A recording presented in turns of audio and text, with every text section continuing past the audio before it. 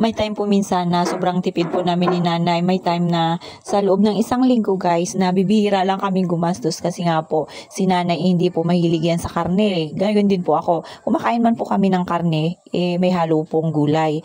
Pero ngayon guys, dahil may kasama kami dito sa bahay, medyo marami kami sa bahay, may iba naman. At yun na nga po, dahil matagal na hindi kami nakaulam ng karne, ang lulutuin ko po ngayon is pork adobo guys. Yan, sasarapan ko dahil medyo marami-raming kakain ngayon. Kailangan mabusog sila habang nandito sila sa bahay guys. Sa ngayon po, ito po muna yung aking ipiprepare sa kanila guys para kahit pa paano, meron din ako maiwan sa kanila habang ako po ay nasa opisina. Pero ito na rin po, dito na ako kukuha ng aking pambaon. Madalas na nga po umuulan at minsan mainit. Kaya natatamad na akong umuwi guys. At isa pa, marami rin po kasi kaming mga ginagawang mga dapat tapusing compliance. Kaya halos nakakatamad ng umalis ng opisina. Pagka pumasok po ako, dapat tuloy-tuloy hanggang buong maghapon. Dahil nga po, nakakatamad pagka na-disturb ka sa ginagawa mo guys.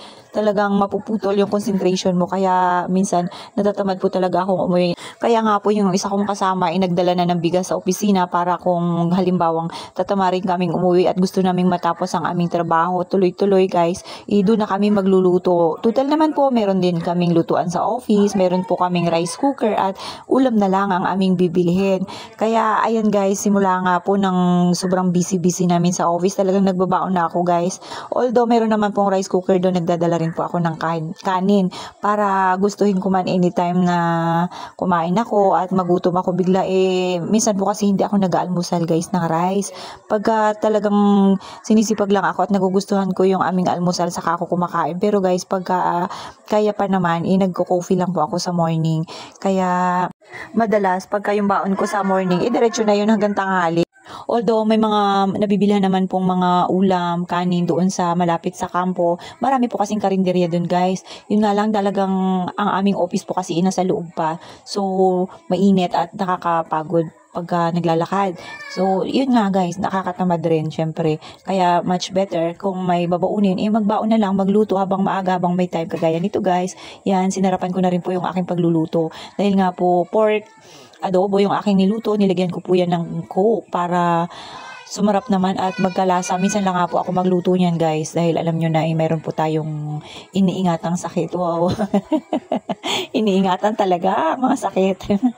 Ayan po. Pero ako, hihingi lang tayo ng konti dyan at pagdating doon sa office mamaya konting gulay-gulay na nga lang po yung aming bibilihin kasi nga po, syempre magsishare din po ako niyan guys. Ganun lang po talaga pagka kung anong merong baon, kung anong dala, sinishare po talaga. Ganun din po yung mga kasama ko guys. Kung anong madala nila sa office na alam na pamatid gutom habang nag-work, bigayan lang po. Guys, yan, luto na nga po yung ating adobo. After nga rin po ng aming office, dumaan na ako dito sa bakery.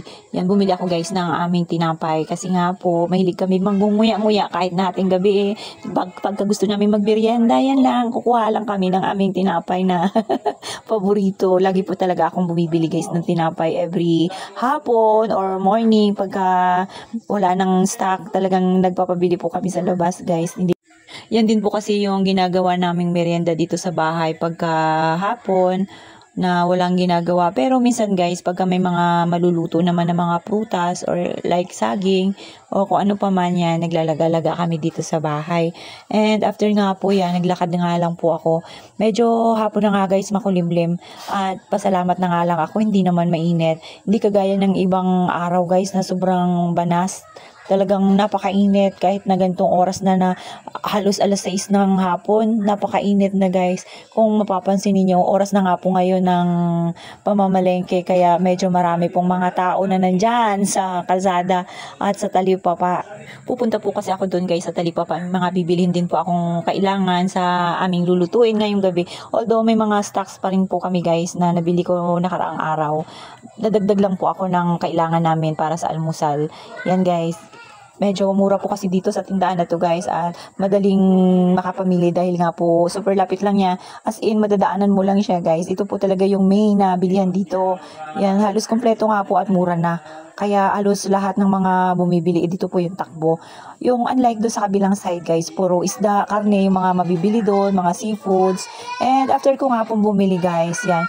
Ito yung daanan na to guys dati. Halos walang taong dumadaan dito. Ngayon po, kita nyo naman. Kung dati sobrang tahimik at walang taong dumadaan dito, yan, wala pa yung mga tindahan dati guys. Ngayon, halos wala ka ng madaanan dahil nga ang kalsada ina-occupy na nila. Sa sobrang hirap ng buhay, halos lahat ng tao gusto nang magtinda. Kaya yan guys. Dito na nga po pala ako banda sa my high school. Wala na pong mga estudyante. Hapon na po kasi 6 o'clock pasado na, kaya halos wala nang mga dumadaan dito. At yan guys, dahil nga nag-walking lang tayo, nag-antay lang tayo na mag-open si nanay ng gate dahil nagtawag pa tayo, dalawa nga lang po sila ni nanay dahil ang mga kasama namin ay nasa labas pa guys. At ito namang si Yayam guys, instead na tayo ang tingnan nyo naman po sa dala natin yung kanyang tingin. Doon nakafocus sa pasalubong. Nasanay na aming little boy na lagi siyang naghahanap guys ng pasalubong. Kaya every uwi, kailangan kahit na maliit na bagay lang mayroon tayong maibibigay sa kanya, may pasalubong para kahit pa paano po talagang na-appreciate niya. Kaya nga po, sobrang nakakatuwa. And every alis mo, pagbalik mo, may bit-bit ka sa kanya, guys. Kung ilang beses ka dumating, yun din ang pasalubong mo sa kanya. And after niya nga po yan makuha, yan, nandyan siya talaga. Yan ang comfort zone niya, ang kwarto, guys. At pagka nakikita niya tayo, kagaya nito, yan, hinila niya na naman po yung aking kamay. Ibig sabihin, papasok po kami ng kwarto, guys, para ako naman yung magsasama sa kanya doon na magpi-play. Dahil maghapon na nga po sila ni nanay na magkasama. And si nanay po, siya muna yung taya doon, guys, sa kusina. At ako naman dito kay Yayam dahil nga po maghapon na rin sila ni Yayam na magkasama. Ako muna yung magbabantay habang siya ay magluluto ng aming hapunan.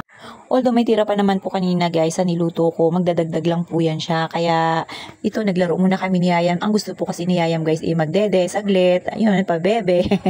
Habang si Nana yun guys, naghugas nga po siya saglit ng kamay ni Yayam. Sobrang lagkit na nga po. And after nun, bumalik na siya dito sa kusina. Buti na nga lang po guys, nakabili ako ng pechay kanina. May nagbenta po sa office. At yan, hindi na ako naghanap-hanap sa palengke dahil nga may bit-bit na rin po ako. At isa pa guys, hindi na nga po ako nahirapan bumili para sa aming almusal bukas dahil may nagbenta na rin po ng fish lumpia doon sa office.